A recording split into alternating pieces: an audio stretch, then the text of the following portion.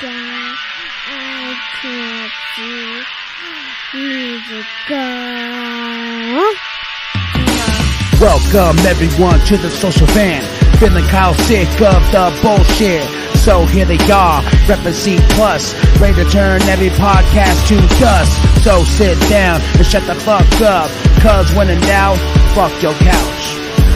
Welcome everybody to the social van. Yeah!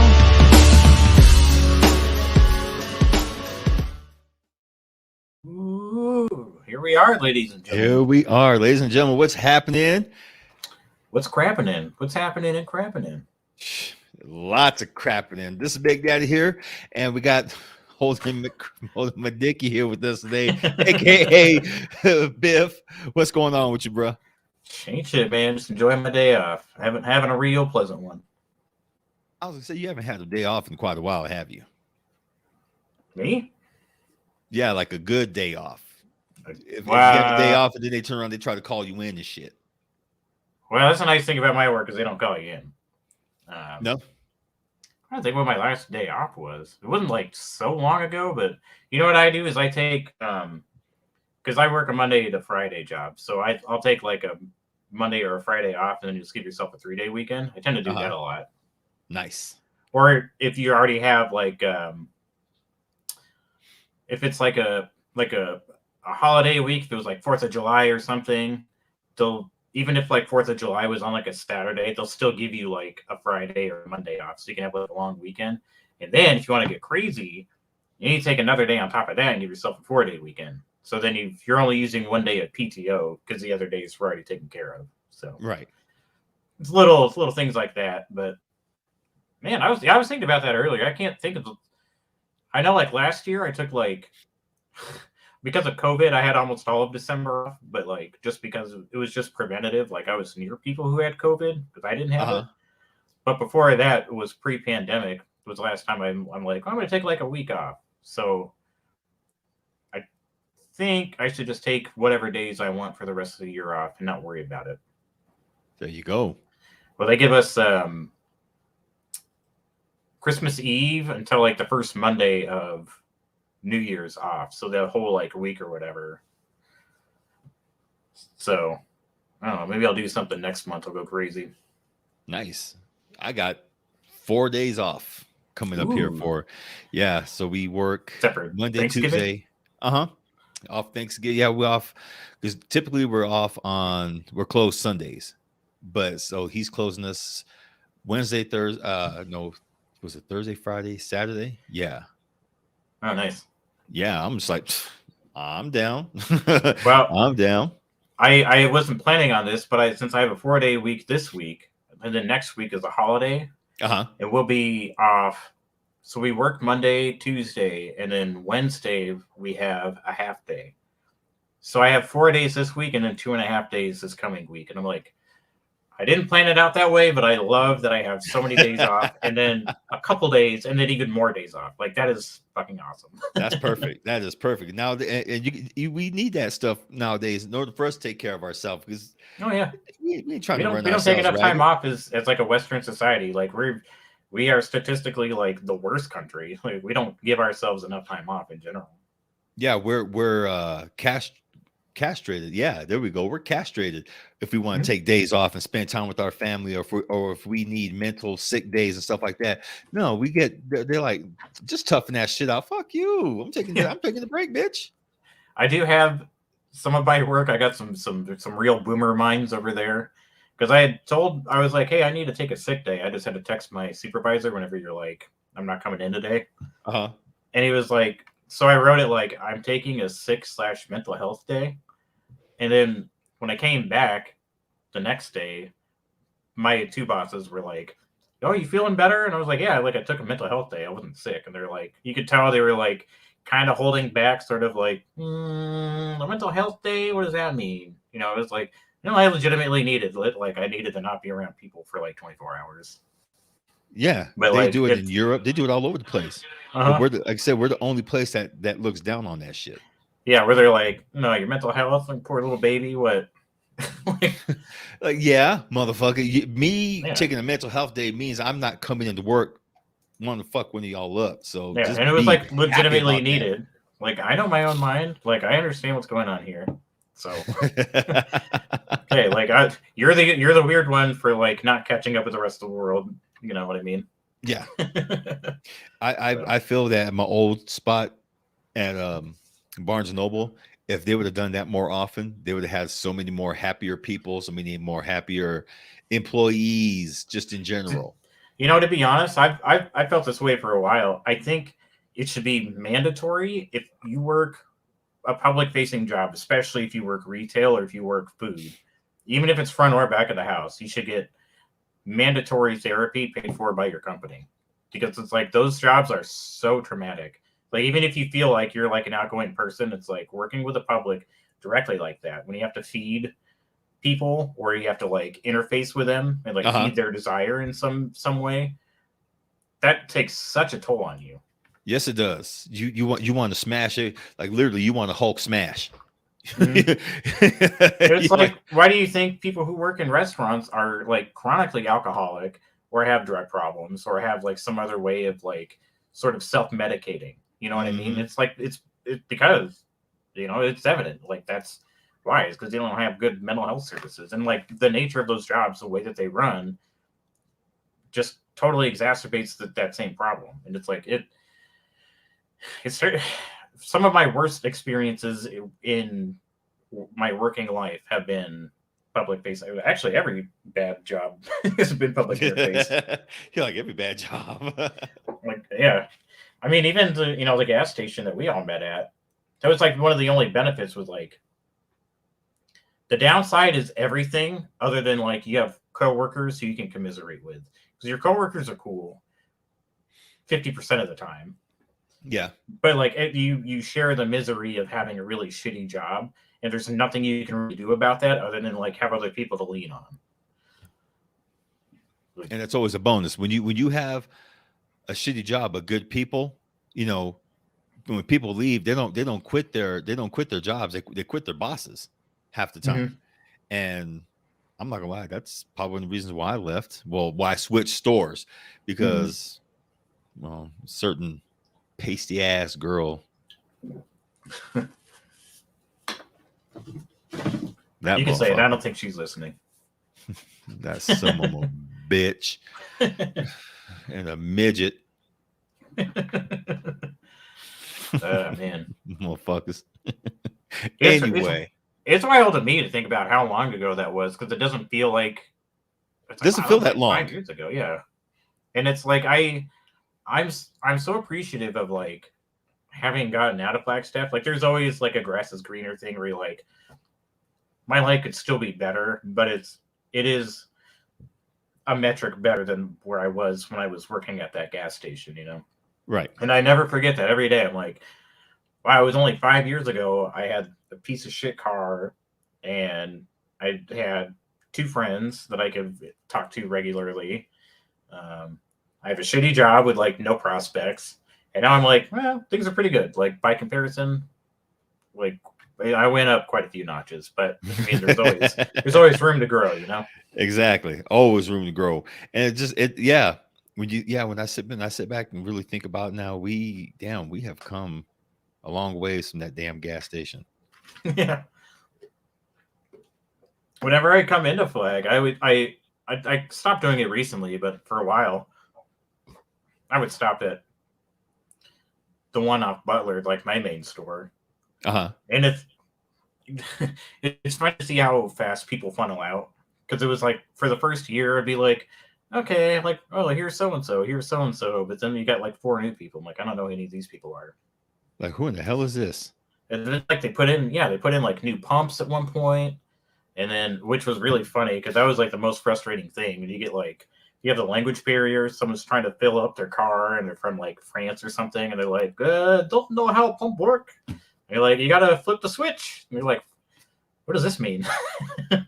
You're like, all right, give me a minute. I'll walk out there and I'll lift the lever up and you can get your gas. You know? Yeah, the mobile. Oh yeah, yep. Fucking mobile. And then they redid the whole interior in there. It's a lot nicer in there now. Really? I haven't been in that. Well, it seems like every store got sold. I think the only one that the original owners own is what's it called? 66. They sold the rest to everybody else. The only one I know I will not step foot in is that one on 4th Street. Oh, that was like the last one that they got, right? Yeah. And then that was the one where it was like it was almost like a franchise of them, right? Where it's like it was still like their store, but it was like the one lady like operated it as like the operator. Yeah. Well, I don't. The gas isn't cheap there, and their selection sucks. So I have no reason to go in. Yeah, I've gone there a few times. The only reason why I don't go over there is because when she was over there going between different stores, when Kyle was running the pizza thing, I went in there, was eating, and she just kept turning around, giving me dirty ass looks. I'm like, what the fuck I do to you? So now her store, Even when she sees me, hey Philip, I'm like, hey. Bitch. No, I mean, there's nothing like, there's no reason you have to go in there. So yeah, you can make your voice heard by not going in. Oh no, I don't step foot in there at all, at all. We heard a beep. Someone's coming in. Wow. Mr. KMB. What up? What up? What's up? What up? It's been too long. Ooh, that just blasted my ears. Okay, there it goes. That was my fault. Okay. Is that better? Yeah, that's better. No, okay. I have my volume way up there. I'm like, ooh. Oh, you should turn Kyle down a little bit. He's a little hot in my ears. How's that? A little bit better? You can go a little further. How's that right there? That's good. Okay, cool. What up, y'all? KV6 Ninja back from Camp Zool. Man, sleeping in a bed. I will never take that for granted again. 20-degree sleeping in your own bed, you know. 20-degree weather, fucking cold, snow and rain. It's good to be back in the mainlands. Yeah. No, man, I just went to Denver like last month. You know, I had a bed to sleep in, but there is nothing like your own bed where you're like, I got my own comfortable space. I know where everything is, you know. But I can understand by comparison. Like, yes, you're in a fucking tent and you're breathing Midwest the fall, you know. Dude, I was so out of my comfort zone that you know what I mean, like beyond out of my comfort zone. I had a semi-panic attack that first night. I'm not gonna lie, man. It was like I woke up and like I felt like because I was squeezing onto that what do you fucking call it, the sleeping bag, like I and then I popped up and like I just started freaking the fuck out, like, and then I like had to grab, my daughter gave me Chucky to take with me on the trip, so I grabbed Chucky and I held Chucky real close and like had to count backwards and shit and finally calm myself down, and I was like, all right. Yeah, dude. Yeah. Like, I'll give you a breathing tip that I do, that I was told my friend's wife. She has a PhD in psychology. She knows all about anxiety and like panic attacks. You've done square breathing. You're familiar with that one? No. So I think it works on the same principle, but what you do is you go in 4-second intervals. So you breathe in for 4, hold it for 4, and then breathe out for 4, and then breathe in for 4. So it's like a big square. Yeah, dude. So and like it fucked me up, man. And like I probably got a total of 8 hours of sleep on the whole trip. The whole trip. Yeah, starting from had a series of naps. Yeah. And I was telling everybody my back. I don't know what my daughter did, man, but like as soon as I gave her a little hug as I was leaving down to Phoenix, my back just was fucked since the start. And it got progressively fucking worse. And like it got to the point to where I was stiff as a board and I couldn't move. And like the mosh pit started on the first night and I'm like hobbling my way up to the other side, like, nope. You're like, I'm gonna hang out by the sound guy. No, that's what happened. That was night 2, man. I was hurting so bad. I went and found a chair to sit at, and like I was trying to film as much as I could, and I was like, yeah, God. But it's good to be back, guys, on the social vent. I missed you guys very much. So, we missed you too. It's good to see you again. Good Glad you made it safe. Yeah, thank you. And like I text Phil on the trip. I was giddy as a schoolgirl on the fucking airplane because I haven't been on an airplane in years. So like, it's fun, right? No, dude, like when it was taking off, I was like, oh my God. I'm like trying to look out the window and I'm like, I'm sitting in the middle and there's this guy right next to me. And I was like, can you open the window? You know, can you open that up so I can go look outside like as we fly? I mean, yeah, that's kind of part of buying the ticket is like getting that experience to see check it out. The city from a perspective you never see it, normally. Oh, dude, it made me rethink how small we really are. Mm-hmm. Like it's just crazy being like, especially too when we're flying and like it was almost nighttime and like how we're above the clouds and it just looks like marshmallows, a sea of marshmallows and shit like that. It's crazy, man. But no, I'm back at we're already planning. They announced that they're gonna do a part 2 for next year, hopefully in more of the summer. But I was also told like even during the summer, mosquitoes are a bitch. So yeah, it's a cheap area, I think, to book shows, being in like that area of the Midwest. But like, there's a reason why it's cheap. Like, dude, you know what I mean? That bugs, huh? Like bugs that Terror Town was dope though. Like they have actors that come out at night. And they dress. There's like a haunted trail. It's a haunted ghost town. Everyone they come out and if you're wearing a certain wristband, they'll fuck with you.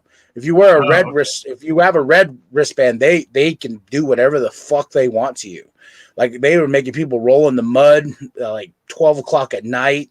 Like they blood squirts and shits like that. Like the red bracelet. Because I was doing the show. I called the wife and kid, and I went and I sat down. This was night 1, of the festivities, and all of a sudden, this one dude comes over. He just does this, and then he walked away. I'm like, the fuck just happened? Then, like 2 minutes later, somebody else came to go on my chin and I walked away. I'm like, what? What? Maybe they were like inviting you to, a certain party later, They're like, we heard you K&B. We'll show you a sexy ninja, boy. Skin is real smooth. I like that. We heard you from Phoenix, huh? Can't handle this weather. Oh, and Steven, I didn't record it. I did try Gold Star or whatever Star chili. Oh, yeah. The Cincinnati chili. Yeah. Well, it's funny too. So we got it at the airport on the way back. So we found the place, the Gold Star or whatever star it's called. And I was like at the point of like, I don't give a fuck. I'm tired. Don't talk to me. Don't bother me. Yeah. And like we got the chili and I was like, I remember Steven said he wanted me to record a review. Fuck Steven right now. I don't give a fuck. I mean, I don't blame you. I've had that happen where it's like I've even like gotten halfway into shooting a review and I'm just like, yeah, whatever. I don't care. Yeah, but I did curse your name, so if you felt like the back of your hair stayed up, that was why. I'm sorry. Oh, that was you. Thank you. I was a cranky bitch at that point.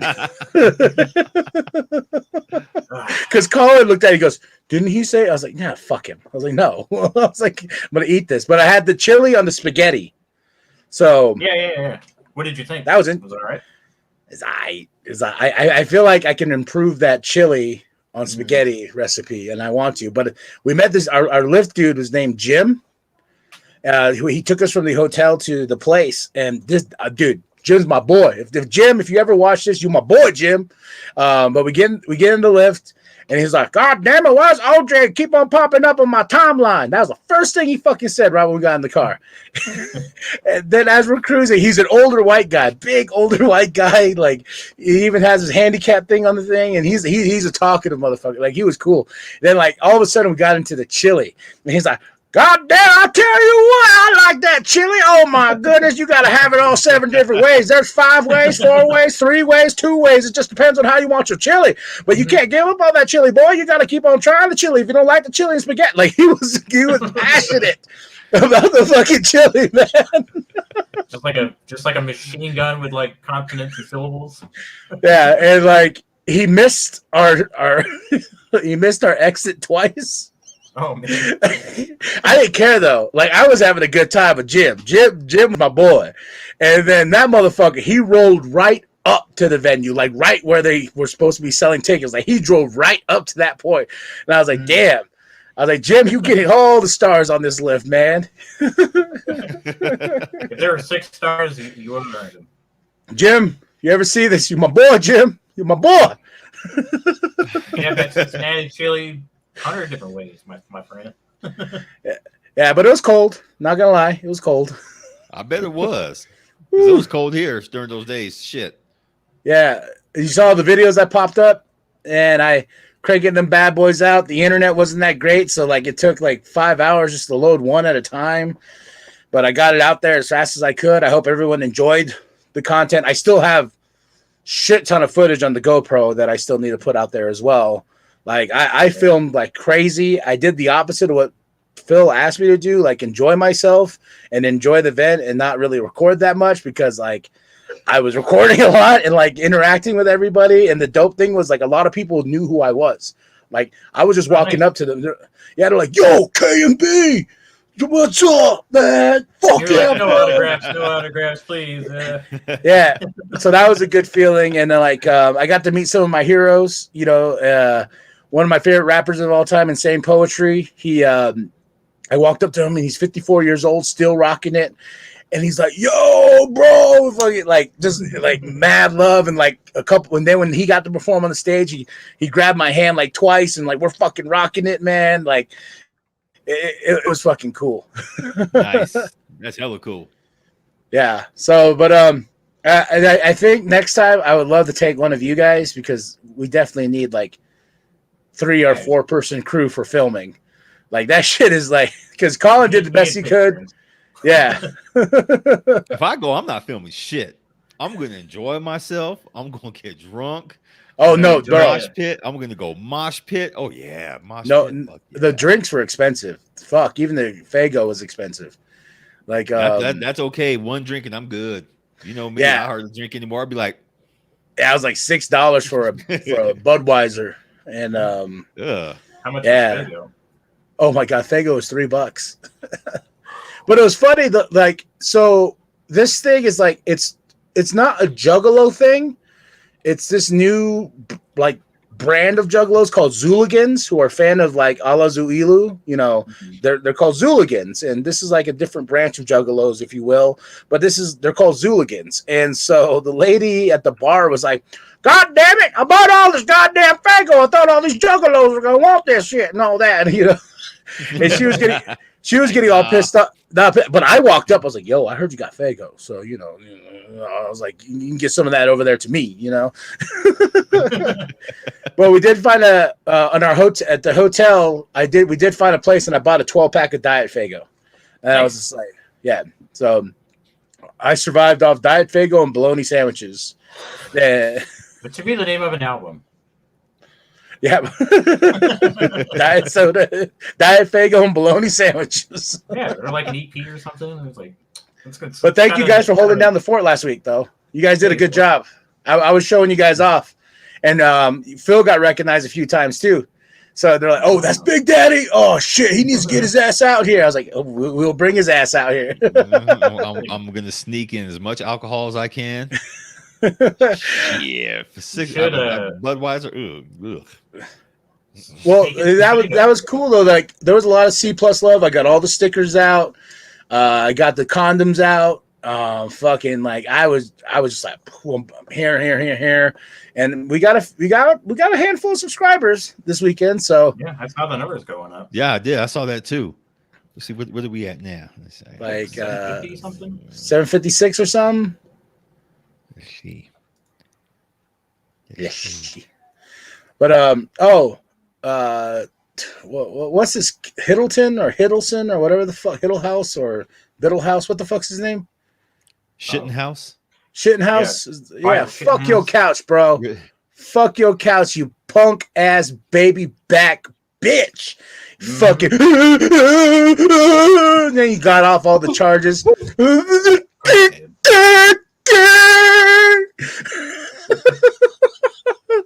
And it Fuck was, that it's dude. one of those things where it's like we knew it was coming. We're like, there's no way he's gonna get in trouble for any of this shit. But it's just like it's just a kick in the ass when it's like it does happen. You're like, nope, it's exactly my most cynical take on it just ended up being true. If he was black, it'd be a different story. They would have had his ass. There'd be no damn trial. There'd be no damn trial. Guilty by association. But fuck that dude. Fuck your amendments. Whatever. The mom would have went to jail. Yeah. But see, that's what I don't get. His mom drove him to this damn thing. She saw the gun. She saw everything. I'm like, wait, what kind of mom are you, bitch? What the fuck? Boy, you staying your ass home.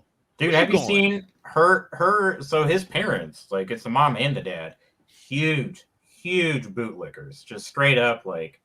There's like a photo of them together, like they're all like strapped in the nine. They got like their full survivalist gear going on. Like they're so it's like of course he would be brought up in that household being like, I want to grow up to be a cop. You know what I mean? It's just like that's just like normalized to him. Well, you know, like when Phil dropped it in the chat that he got off, I was like, oh shit. And then I went and looked.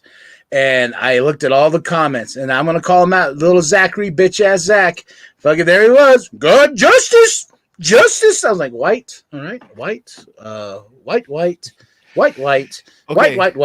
and white. Zach right now, he's at that point right now. He don't give a shit. He just wants to do it just to try to get some goddamn just to get people's feelings stirred up. I quit listening to that fucking clown a long time ago, and that's all he is. He's a fucking clown. He's a fucking clown, bitch ass clown.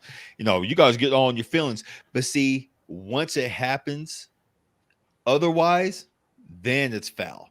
Yeah, that's the funny part. And sometimes I really want to go off, but sometimes Steve is my boy.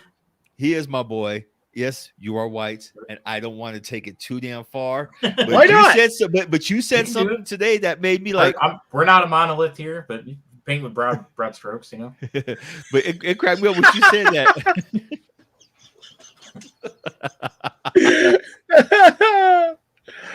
Oh, that was good. What'd you say? White and conservative in America, you gotta love it.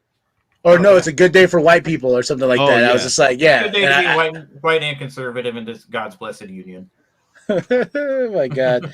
Yeah, dude, that's what I looked at all the comments and I'm just looking like and the ones I loved reading were the ones that like, goddamn right, Kyle. Oh, goddamn right. You show the media. The media could have shut us up this time. Now you gotta text CNN. Nah. And it's like justice is served. And I'm just like, fuck you. Fuck. Yeah. He was attacked first earlier. He was not attacked. That was bullshit. That's why they didn't want to show that damn drone video, because the drone video had the truth. Oh yeah, well yeah, like that judge was like blocking evidence left and right. Like yes, he was. They're totally trying to stay in the lane of their narrative. And me and my cousin was talking earlier, who was all for, did you see Rittenhouse got off, man? Isn't that cool? I said, fuck him. I said, fuck that little bitch. Why would that be cool? Because he got off, because he's diehard Republican, and he's just like, you would say that. And I said, yeah, you're damn right I would. I said, because if it was my black ass or your brown ass, guess what? Guilty. Mm-hmm. They would have tried to put our parents too underneath the goddamn prison with us. I said, so if you think that this shit, I said, if you think this shit is over, it's not. I personally think rules are going to change. The gun rules, some gun rules in states are going to change. The way court proceedings are going to go from this point on. Do you know how many young kids out there actually that are in gangs shoot people and are spending the rest of their lives in jail? Do you know how many now they're going to go back to retrial to say, hey, well, it was self-defense? There's going to be a lot of that shit, man. There's going to be a lot of Rittendorfs now who are going to go out there and thinking, oh, it's okay now. I'm going to start taking my gun to these damn protests. Well, I hope you guys realize that these protesters are not going to take this shit anymore. It's going to get bloody. I think it's going to get bloody. Well, it's going to be this. A war's coming. I feel a civil war. Well, yeah, it's going to be to that effect of like, you're going to have like reactionary conservatives being like purposely antagonistic. They're like, well, I can carry guns now and I can do whatever. And then you're going to have people, who are just the opposite, who are just like, now I guess I feel like I probably should just to be, on the defense. And then it's just going to like escalate, right? You're going to be like, somebody you're just going to keep amassing more and more arms to try to protect each other from like the other side. You know what I mean? Yeah. So yeah, it's like that's probably like turn the temperature down on that a little bit. But obviously this trial didn't do that. Now didn't do that. We got to see the worst acting for crying in history of acting for crying. I was like, Tobey Maguire got your ass, son. Like, he can't even cry, but god damn. God damn. That it's like I was telling Phil last week, like when you're emotional, your ears get red and like your face gets flushed. You know what I mean? And he didn't have any of that. He didn't have none of that.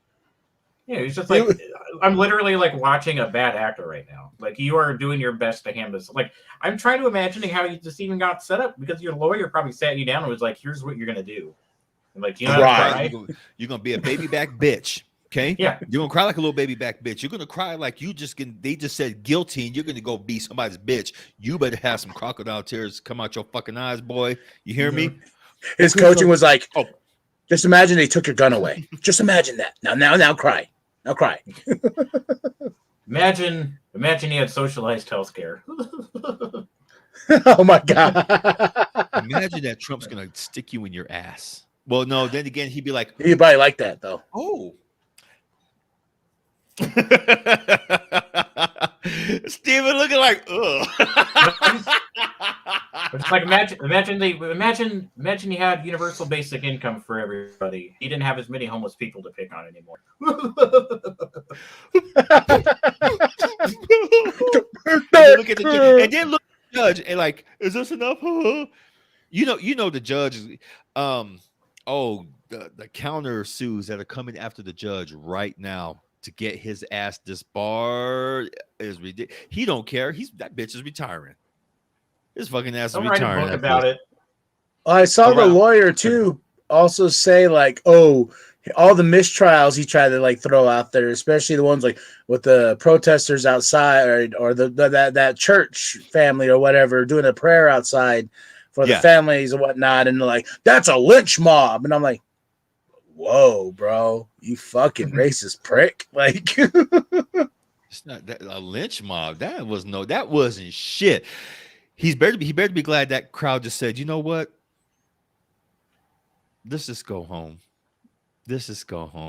And they did, but they're planning some shit. I'm sorry. The streets have a different. See, in the justice system, he may have gotten off. On the streets, I give his ass less than 2 years.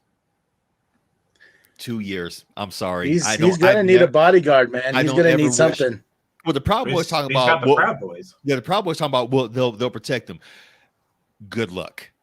That's all I gotta say. I don't ever wish death on nobody, man. Seriously, but I give this clown 2 fucking years and whoever's with him.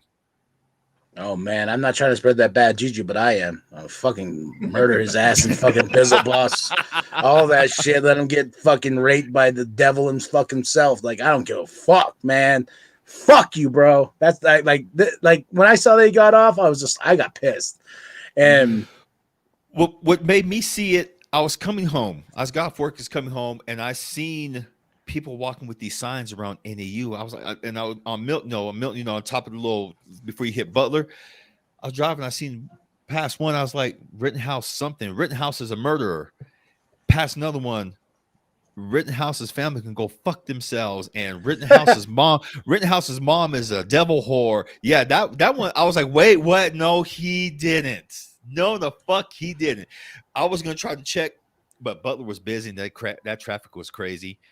So when I stopped at the house, I was like, he did get off. And I was like, yeah, I knew it. And then sure enough, Rittenhouse You called acquitted it. of all. Rittenhouse acquitted of all charges. And I'm like, the shit storm now starts. There's gonna be one of you says civil war. There's gonna be a civil war. It's gonna start over this shit. There's gonna be more deaths. Yes, this shit is not over by a long shot. And people wonder why I listen to a lot of music about murder. God, you know. The only thing that this makes me seriously want to do now, my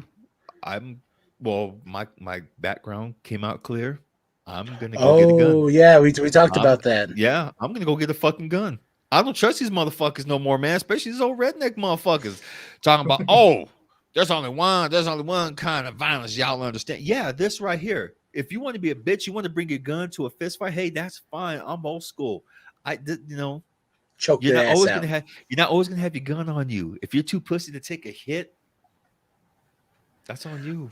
So I gotta tell you that when we got back from Ohio, got to the Phoenix airport, and I'm just telling you that some fucking like I knew I was back in Phoenix because there's some rude ass motherfuckers out there.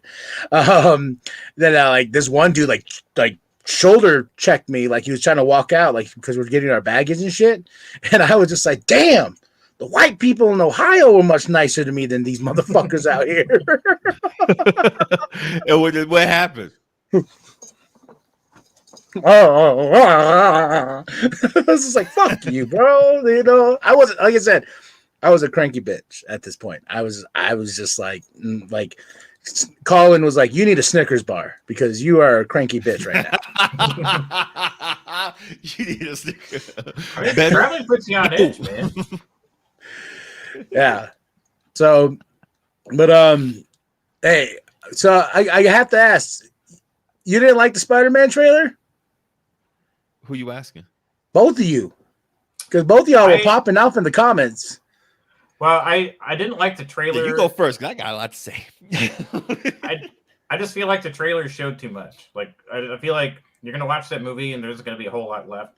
I mean, like, obviously there are going to be some surprises, but it's like you kind of showed a lot of the movie. You know what I mean? Mm-hmm. So it's like they could have had more restraint. So I didn't like the trailer as the trailer, but it's not like a sign of my opinion on the movie itself. You mean you didn't like the invisible punch to? I didn't even notice it, and to be honest, I don't really give a shit. Like, I'm gonna watch the movie once, and then 2 weeks later, I'm gonna forget that I've even seen it. Dude, I was like, John Cena's in this movie. That was my first thought. I was like, John Cena's here, y'all. I'm at a point with these movies now. I'm just like, I'm not excited. I mean, the excitement for me started ending with Infinity War because it's just more the same shit. It really is. It's just more the same shit. They're gonna try to like do the same thing again, but it's like characters and stories people aren't familiar with, so it's gonna be harder to sell people on these like less familiar things. So it's like it should be more focused for like people like you who are like more intimately familiar with like comic books and like graphic with the universe, huh? Yeah. So it's like I just kind of feel like for general audiences, which would be more like me, it's like I don't know what the fucking this crap is. Well, that's why I feel superior to all of y'all now. I'm just like, I knew this day would come. You know, I knew we would cross that threshold of fucking of like we did the Avengers, we did the Endgame, we did the big one. You know, and I was like, now, and I remember telling Phil, I was like, now we're in unknown territory. Now we're going to different parts of the fucking universe now. You know what I mean? And Phil, remember? I remember telling you like, we're going to be superior nerds now because we know this shit. Like this is it's cool. It's cool in a way, but at the same time, I agree with Steven. Bringing some more characters who are established that way, because if they really want to keep that momentum, they should have brought in. I mean, they brought in a whole shitload of Avengers. Show us the aftermath, but they're not showing the aftermath. There was a blip, okay, and that's it. They're not talking about, they're slowly introducing these new characters, but they're not touching on the main storyline to see what happened.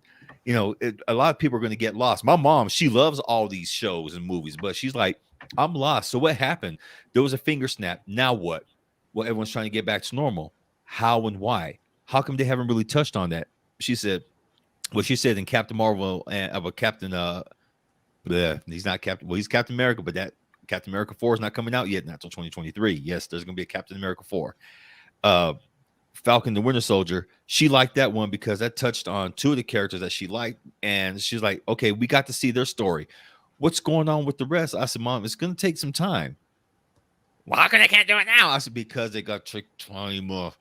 Mom, I'll fly to Hollywood, okay, Mom? And I'll tell them, hurry up. My mom's getting antsy here now. No shit. That's why I feel like saying sometimes I can't control these motherfuckers what they say, Mom. God damn.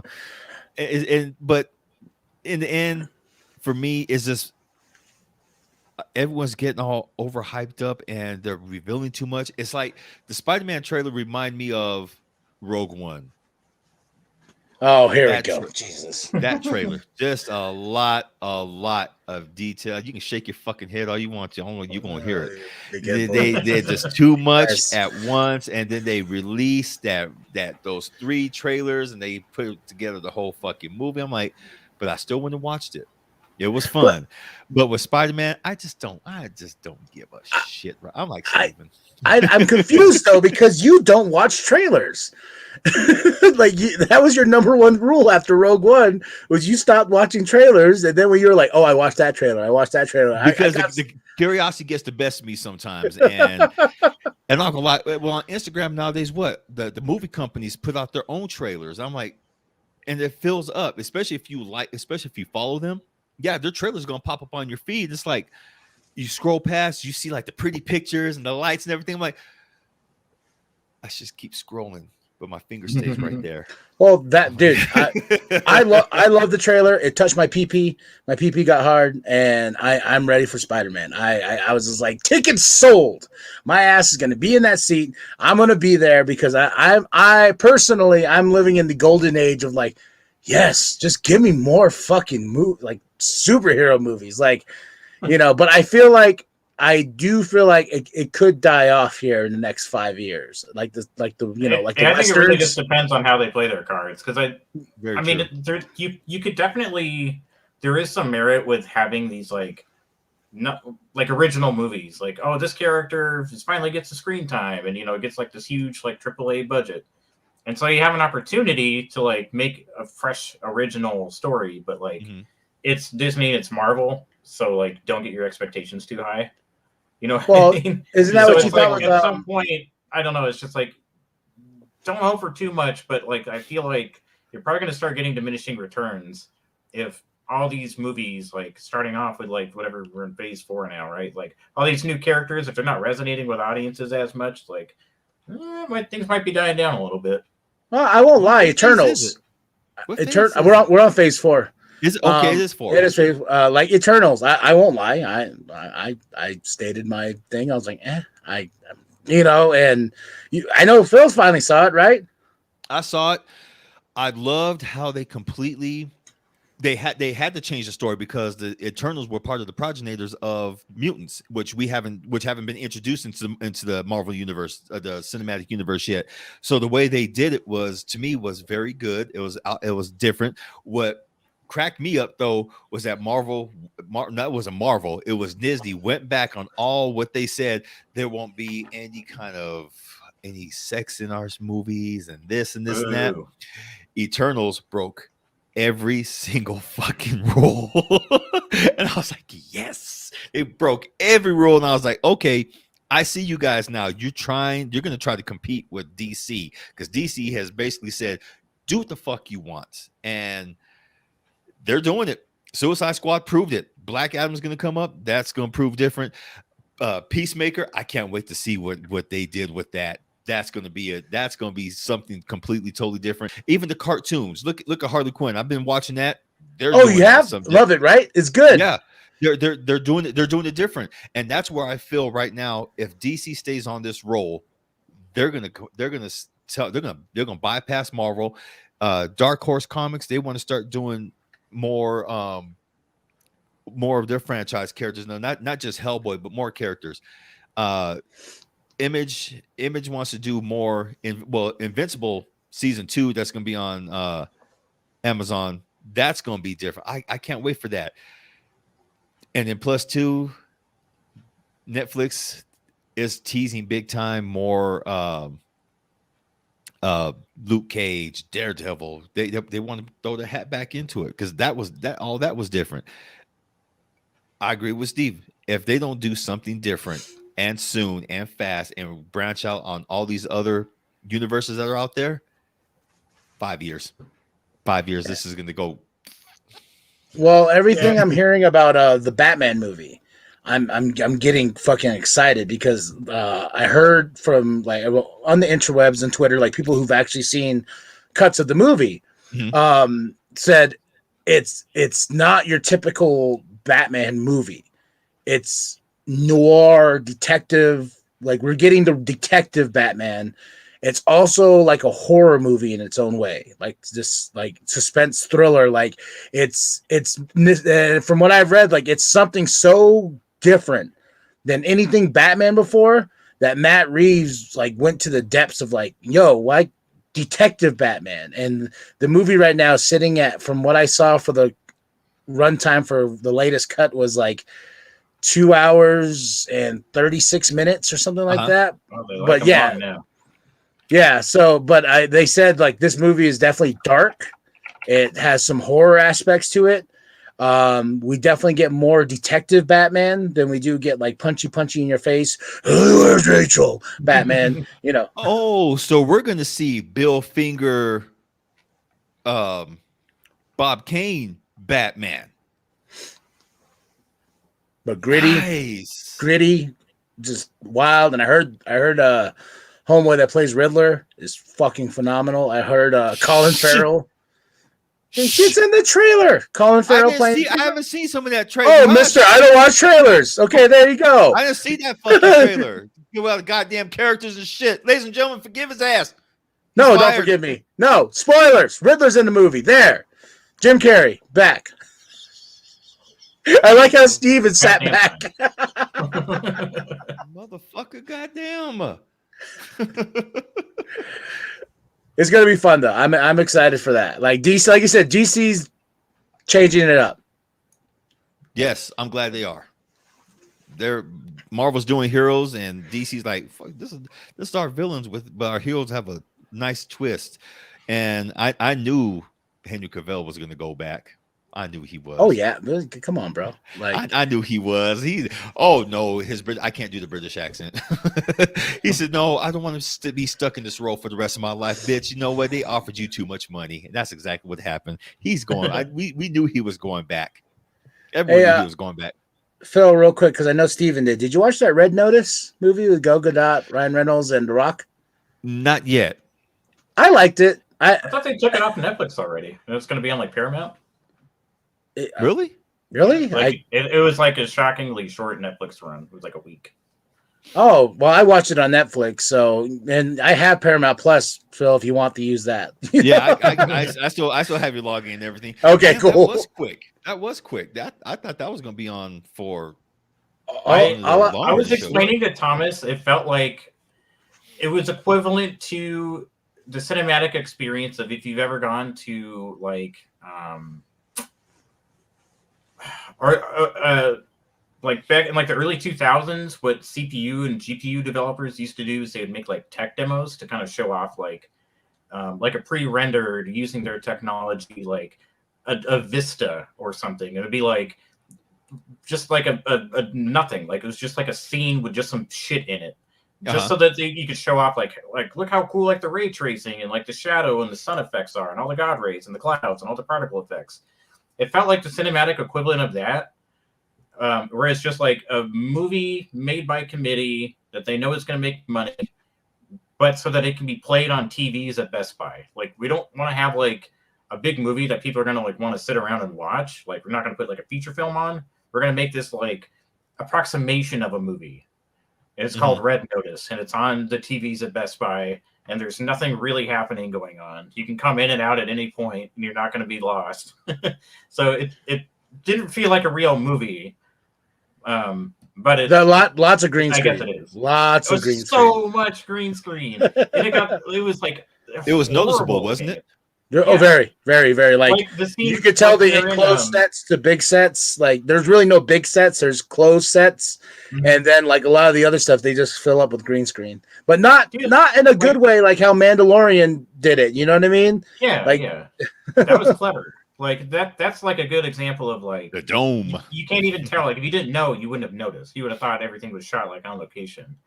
But this one was like, dude, they were even like in his house, and it was like your house looks fake. Or like that scene at the end where they're on like the beach and they're on that little like beach like waterfall location. It looked horrible. Like it looked like you could see like the fake palm trees that they put in, and then they had like a couple bags of sand, and then just a big green screen behind it.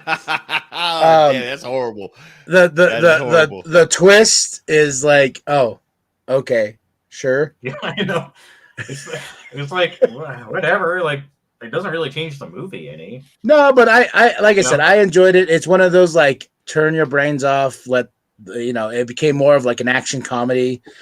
I was like, I need more Ryan Reynolds and The Rock interactions because that shit's hilarious. Did you see the budget of this movie?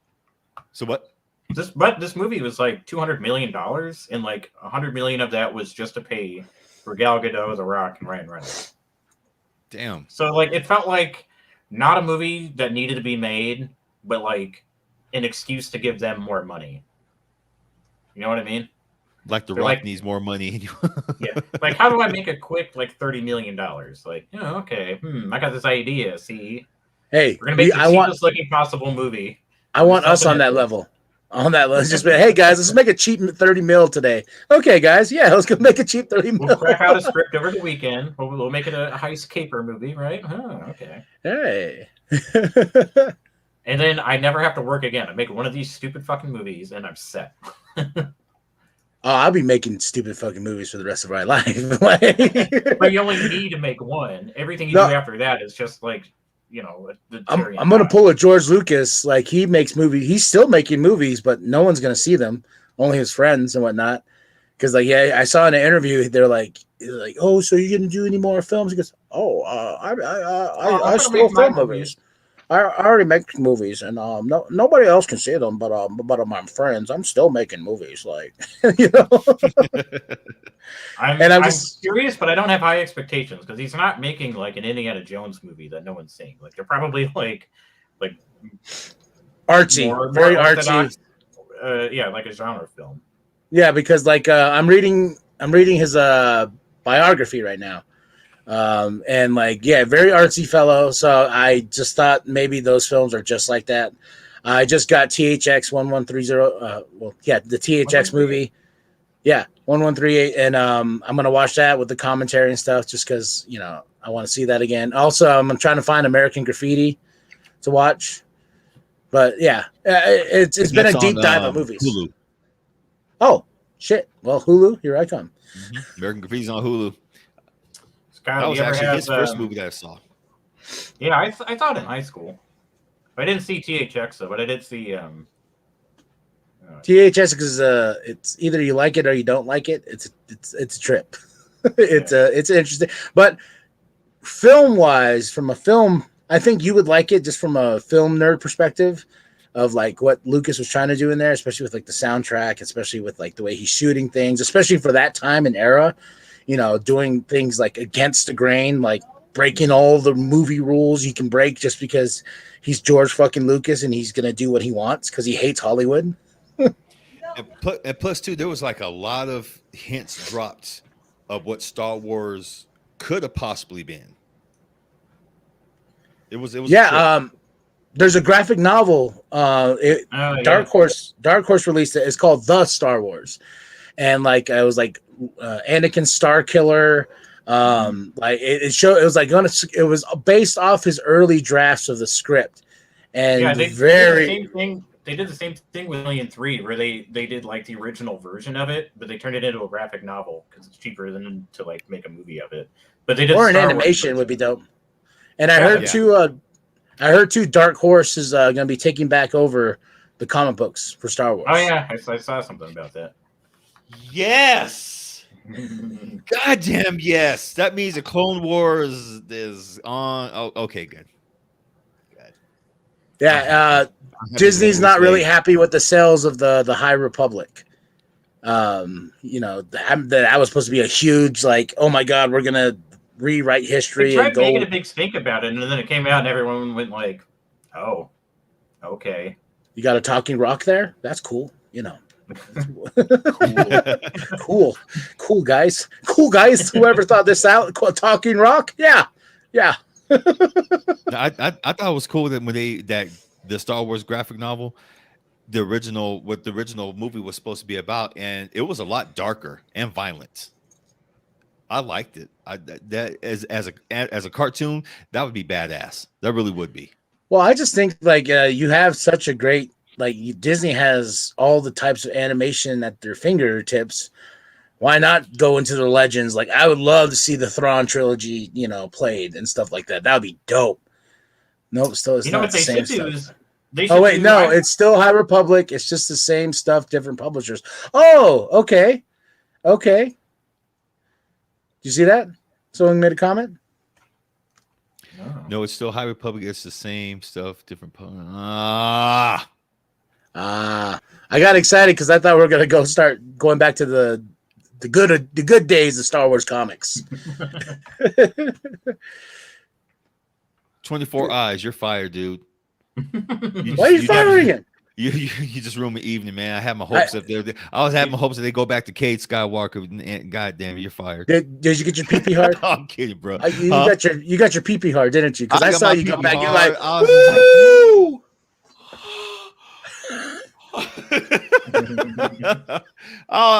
That's why I said I got happier than the runaway slave, man. I'm like, yes. But yeah, so we shall see. Like I said, High Republic's. I don't think you would like it, Phil, because they're trying to I don't know. It's just something that I just don't care for. Like, I'm just like, man, I want the old Republic. Like, give me those old stories that you guys Disney just throw to the fucking wind because they're like, oh, we want nothing to do with that. Then it backfires on them and we kind of want something. Now they can cherry pick what people liked and like, oh, we'll bring this back. Oh, damn it.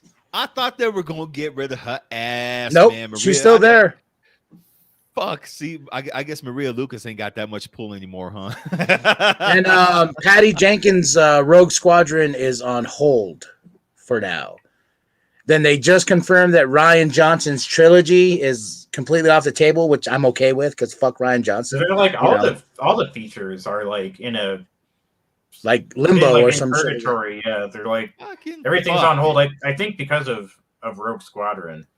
I think it was like the Jenga piece that kind of fell out. Now they're like, oh fuck. Like some of these things are in pre-production. Some of these scripts are still being written. Like, fuck. Maybe get rid of Kathleen Kennedy. It'd be fucking tight. They should get me in there. I'll be the new Kathleen. We'll dress you up like her too. You don't have to do that, but I'll take a spot. I'm gonna do that because I want to see it. So I'll call George. Let's see if we still have some pull at Disney, and we'll go from there. Okay, then we'll meet back here. I'll impersonate Kathleen. I mean, they'll look at me like, You gotta be. Are you okay, Kathleen? Yes, I am. How you doing? You gotta get like a Fago suit, Kyle. Like when you are Kathleen Kennedy, you get a fucking Fago suit. Well, the bad thing is if I direct the Star Wars movie, there's definitely going to be a Juggalo in the background drinking a Fago, and they're going to be like, what species is his? Juggalo. That's what he is. He speaks to whoop whoops. He speaks dark carnivalese. They say they ruined it all. This was an easy layup. There was 200 years worth of TV and movies with all of the novel. Thank you. Yes, there was. I mean, 200. Yeah. At least 200 years, and that's just starting. Hell, man, don't get me started. I don't want to go to bed angry. I'm already angry. I don't want to go to bed angry. No, as soon as I said Rian Johnson, Last Jedi popped in my head. I'm like, God damn it! Now I got to go sleep. With here you go. Yeah, no, I hear this bullshit. I got the steelbook of Last Jedi, And I just because it was part of the collection, I got it at Bookman's, and the guy goes, "Oh, that's cool." I was like, "Yeah, that's a very fancy paperweight, isn't it?" 24 Eyes. What's your favorite Star Wars story, man? Personally, I liked. Oh goddamn! Well, damn. See, my whole head just went haywire right there. On the comic books where they did the 200 years after. No, it was like 100 years after Luke and all them were dead, when his grandson was in the picture, and they showed some old faces, especially after the First Order, who became the head Sith. That was a surprise. I thought his ass was dead. That's why I watch and collect old stuff, or I buy indie stuff. Very true. Very true. I like the all the Dark Forces stuff, like Dark Forces 2, and like the Jedi Knight and Jedi Outcast games. Those are. Now, I wish they would do something with those, like either be like its own series, which I think would be a really good series, or if they could make more games in that style, would be fucking sweet. That would be cool. I mean, those two games alone with their story, Dark Forces. Damn, Dark Forces would have been a badass movie. They made You wanted more Han Solo, huh? Me too. Me too. Yeah, I like the Solo movie, but they made a graphic novel for Dark Forces 2. Yeah, they did. It was really good. It had like really, really dope art in it. Like it was like graphic too. It had like heads, like severed heads on poles and shit. It was pretty like extreme for Star Wars. Well, that's why I liked the little homage in the Mandalorian with that. I was like, Filoni and Favreau, they know Star Wars. Like when they took that bitch over, they're like, hey, we're giving you Star Wars. Like, and Solo, I like Solo. I really wish that they stuck to their guns and made that trilogy with it, because I thought that'd be fun. We might get to see Solo in the Lando series. We might even get to see Solo in Book of Boba Fett. No. I think that horse is dead. I mean, Kathleen Kennedy took it to the back and was like, nope. We're gonna start over. We're gonna start over. None of you get shit. None of you fuckers get shit. That's such a good director. When they're like, "What do people want?" Goes, "Let's not do that." Let's do the exact. That goes against the grain of Disney. We're gonna do what the fuck we want. Well, what's funny is like when Disney took it, they're like, "Oh, fuck them prequels. Oh, fuck the Clone Wars. Cancel it all." Then backfired and like, can we bring back Clone Wars from Homer last season so we get all these nerd boys quit yelling at us? Well, just like they did with the X-Men '97, they're like, same art style, same characters, same voice actors. Oh yeah, I saw that for that Disney Plus thing. That they're like, hey, we're. When I saw that popped up, I was like, fuck you, Disney. But Moon Knight, I was like, oh shit, man, Moon Knight's coming. Now Kyle's coming. Oh, I am, dude. I pulled out my Moon Knight #1 from 1980, and I looked. I remember I priced that bitch at $7. That's what the price was in comic book price guide back in the day. And now people are trying to hawk that book for like $150 to $200. Like, I was like, up, man. Dude, and the funny thing about I bought that Moon Knight book in a 25-cent bin at Atomic Comics a very long time ago, because I was like, oh shit, hell yeah, I love Moon Knight. I'll take this, and it's been in the collection ever since. And then like I just saw people on fucking eBay trying to hawk that bitch for like $200. I'm just like, get the fuck out of here. It can't be that hard to find, though. It's probably just like someone was just like, I want to be the first. Someone's not going to want to have to do the work to go find like a reasonably priced copy. They can just spend the $200 for my copy right away. Yeah, no one's touching my collection. It's all going with me when I'm going to die. It's going to be buried with me, all of it. So, what are we playing here? I'm just trying to load up the screen. So those who don't know, Dark Force, that's the graphic novel they have right there. And I actually have that. I can't still looking for you guys. Oh, there we go. Yeah. Hell yeah. I have that. When you said that, I was like, do I have that? It's like, I do. I have that. Mm-hmm. And it was a good damn graphic novel. Good story all the way around. Kyle Katarn, they need to bring him into the universe. Mm-hmm. Yeah, that's just like golden age of good stories. Yeah, or maybe like best case scenario, maybe they're saving it, but for like a rainy day. But like I don't think that they are. But it's like it makes sense to me, where it's like you already have this established character with like plenty of media around him. It's like, look, all you got to do is fucking find a new medium for it. Make another game, make another graphic novel, make another fucking TV series. Yeah, independent artists. There is some independent artists out there that are doing some great things, man. I don't follow too much into like other things besides Marvel and DC, but I have come across some books. I'm just like, that's dope. Like, you know, that concept is great. Trying to branch off more. Like I'm definitely getting into Spawn. You know, like checking out all the Spawn stuff because he has his own crazy shit going on. He's got like King Spawn, Spawn Gunslinger. Like they're getting real. Shit. Yeah, they're getting real. Like McFarlane's creating like the Spawn universe right now. Here's what just got a GameStop down here, and he was doing like free autographs or whatever. Yeah, here's something that 24 Eyes said that I've heard from several other people. Comic characters like Batman and Superman will be public domain. You know, right now DC just has Superman just on a 50-year lease. That's the deal that they finally worked out with the family, but then they have to renew all over again.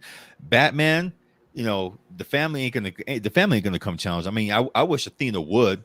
Athena Finger, when we had that interview with her, I was really hoping. I was like, yeah, please go after their ass, please. No, it's more than it's due them.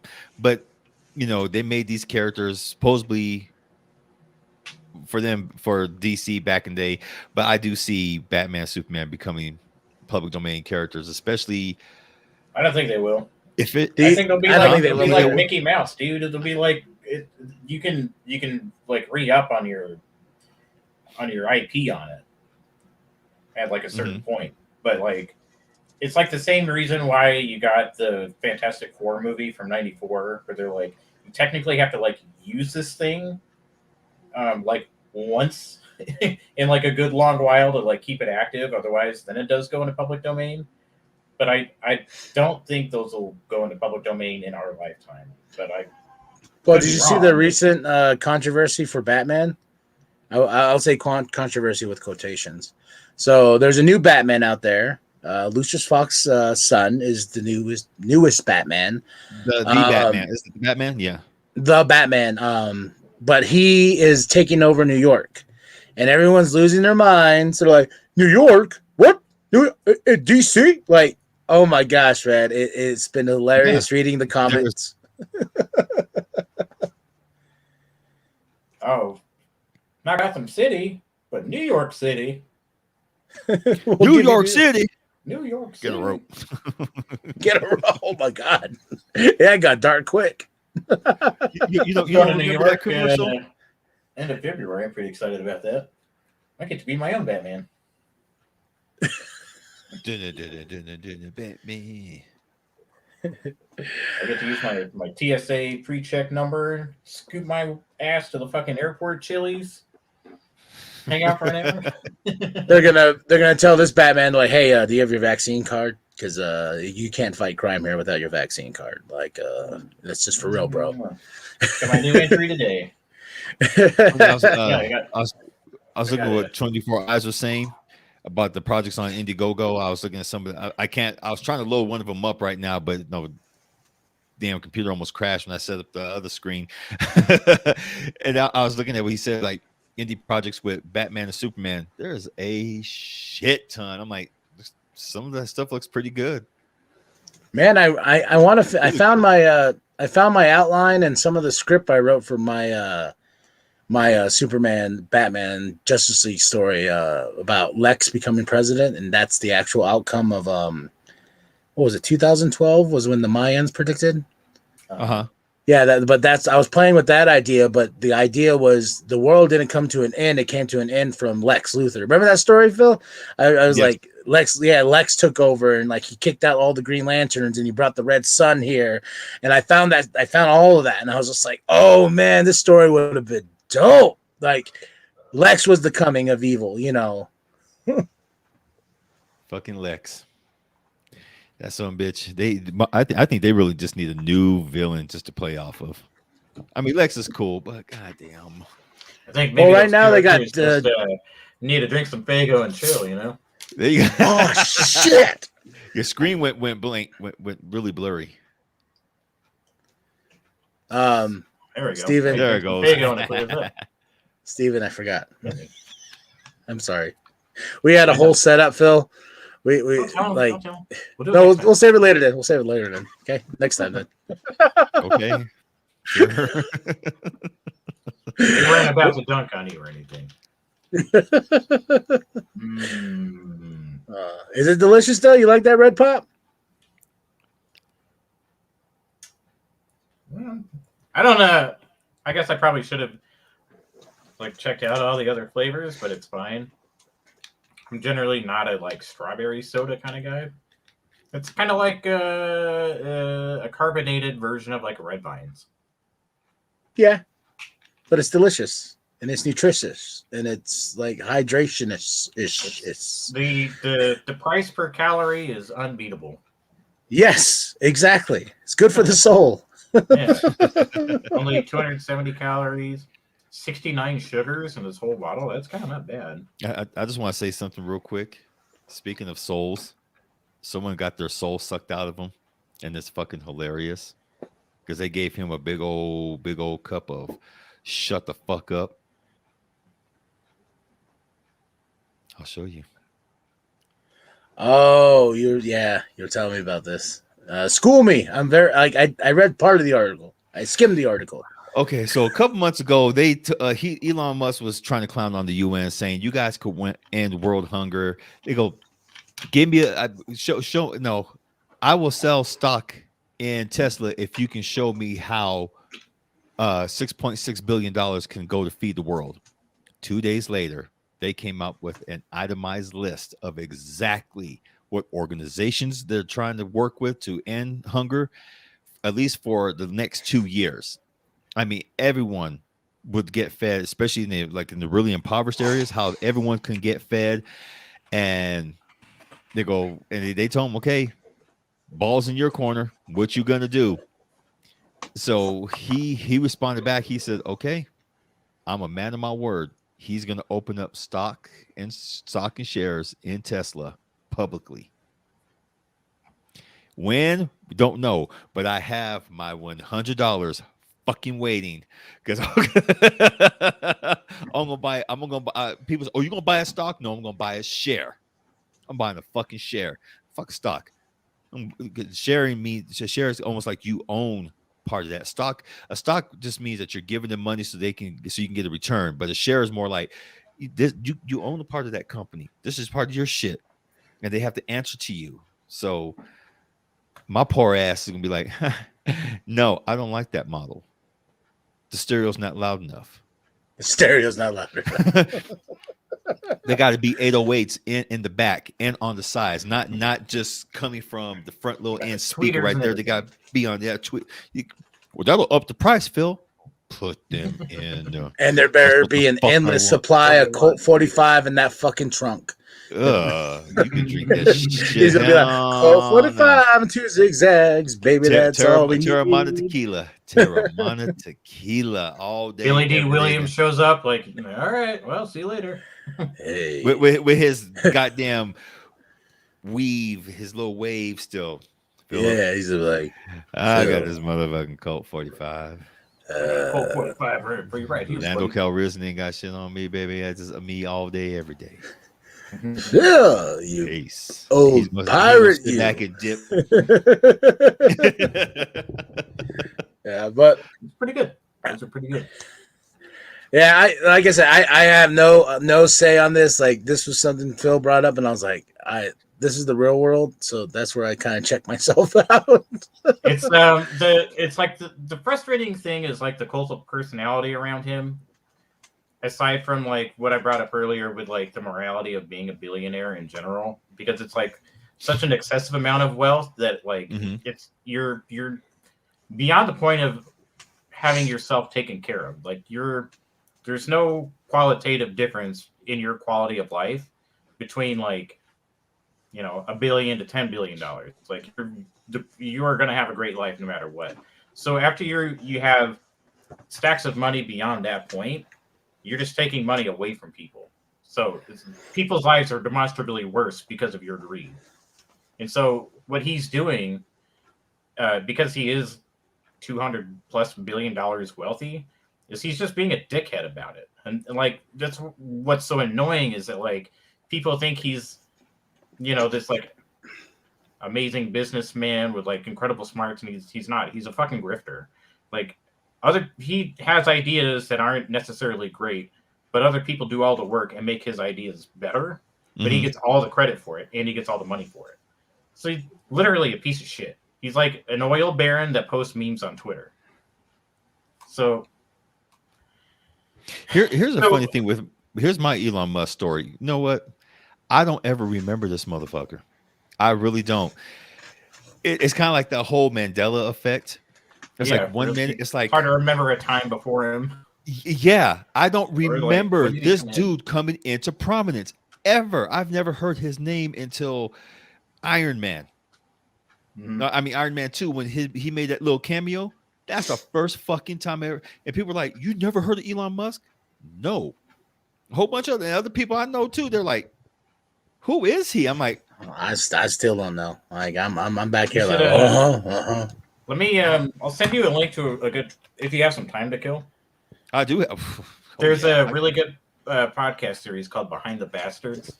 Yeah, and it's always like shitty people like him, and instead of just kind of like us, where it's just like it's very like low register, like let's just like chit chat about this dude. It's like academics like will take the time to like explain over the course of like an hour or two why a person is a fucking piece of shit. And so they actually had like a 6-hour series on like what an asshole he is, and it's like it's more than just like him just like being rich and like being like obscenely wealthy. To that point is like bad for society, but like all the other things in his wake.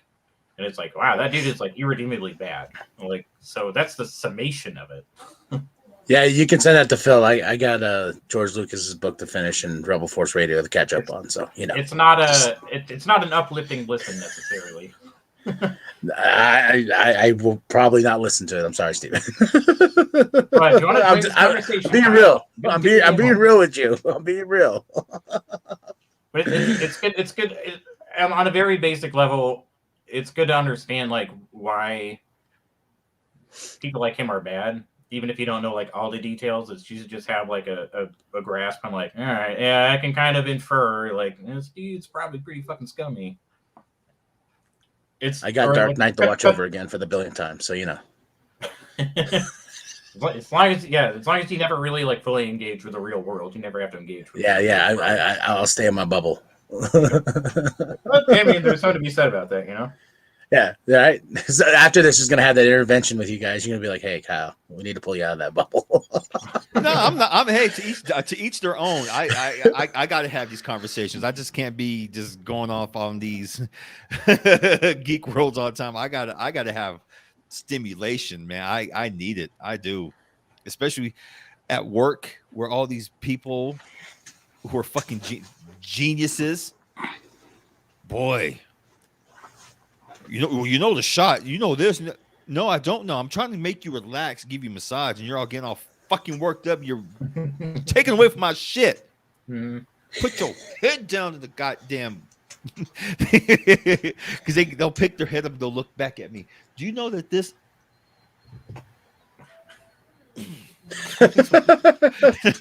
Fuck still. But here's something that people will not sit still for.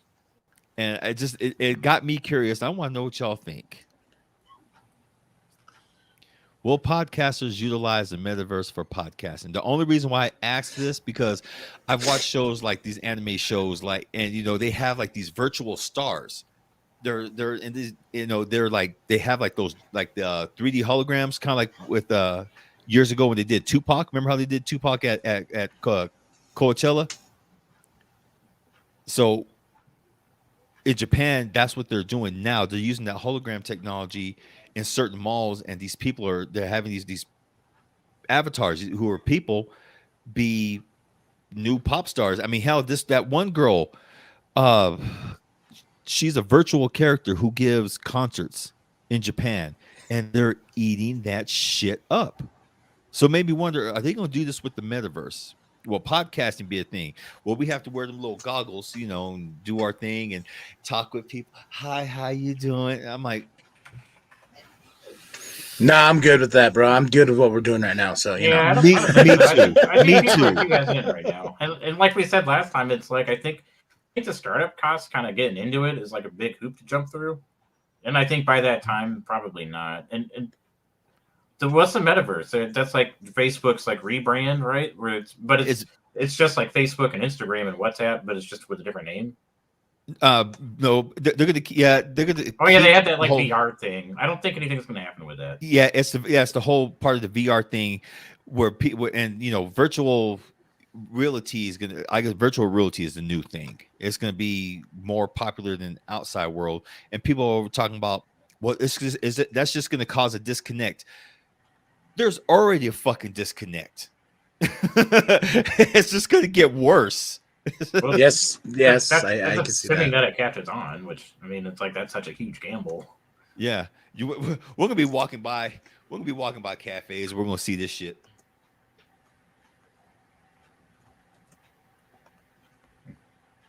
If I'm gonna go over there, my ass is gonna go over there. They're gonna be all. I'm gonna go.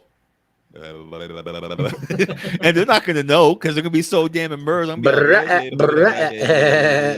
only get their lip and go. And just go by their cheek. You should get like you remember the cinnamon challenge? You should put cinnamon in their mouth. I'm not trying to kill them, bro. I just want to fuck with them. That's little, We just have new stories. If I get more origin story for Batman, I am done. I think that's that's the point I'm at too. I'm just tired. We all know who they are. I want to see a Red Hood. I want to see a new Hulk movie. Something new. I want to see. Hold on. I got to go back and read. I'm going to turn this motherfucker off. I want to see a Holden McDickey superhero story. Don't spit your damn drink. I want to see that story. A Holden McDickey superhero origin story. Oh, I finally got that. Holden McDickey. I was like trying to read that for a while. Now that you say it out loud, I'm like, oh, that's so clever. You're so clever. And I got another one for next week. You'll get a laugh out of. All right. I already laughed at it in the first place. You're going to laugh even harder. Oh, God. I'm ready. I'm so ready. Touch my pee-pee. Okay. But I got to get rolling, gents. Kids got to get to bed. It's good seeing you, brother. I'm glad you made it back safe. Yes. Good to see you. Thank you. I needed this. We should get lunch or something. Good. That draft house I keep getting promised by you. Well, now it's the Majestic because they're no longer the draft house. Well, the Majestic. Yes. But thank you, gents. Love you guys. Thank you, everybody that's joined us on the Social Vet Podcast. Every Friday live and Thursday. I was about to say Thursday. Then Saturday, the replay for everybody else. Join us. Drop your questions. Give us your questions. Give us questions that you want to answer, by us. And we'll answer them and talk shit at the same time because that's what the Social Vet is for. If you're new to us, I hope you enjoyed the podcast itself. It's definitely something that if you even go back to our old episodes, we talk a lot of shit and we ain't stopping. So for sure. And presented by Crazy Hoodiez. That's right. There we my go. game face. My game winning face. But thank you, Steven. Thank you, Big Daddy. I'm glad to be back. I'm glad to be back. So, you want to do it? Yeah. Go for it. No, do you want to do it? Share with your grandma. Go for it. Okay. All right, Josh. We did it last week, so it's your turn. Share with your grandma. Share with your grandpa. Share with the bum down at Walmart and Target and Michael's. I saw him today. Michael's. Oh shit, he's moving up. He's getting in the crafts boy. He's a crafts boy now. Like and subscribe. share with everybody. Let them know. Let us be in your ear holes and make love to your ear holes. And that's the social event. And I am K&B, the Sexy Ninja. Your boy Biff. Big Daddy. And when in doubt, fuck your couch, motherfucker. Oh, especially that shitting house. Yeah, fuck shitting house. Yeah, shitting house. God damn it, take my name. Especially your fucking mom, bitch. Yeah, your mom's bitch. And your daddy. Ho.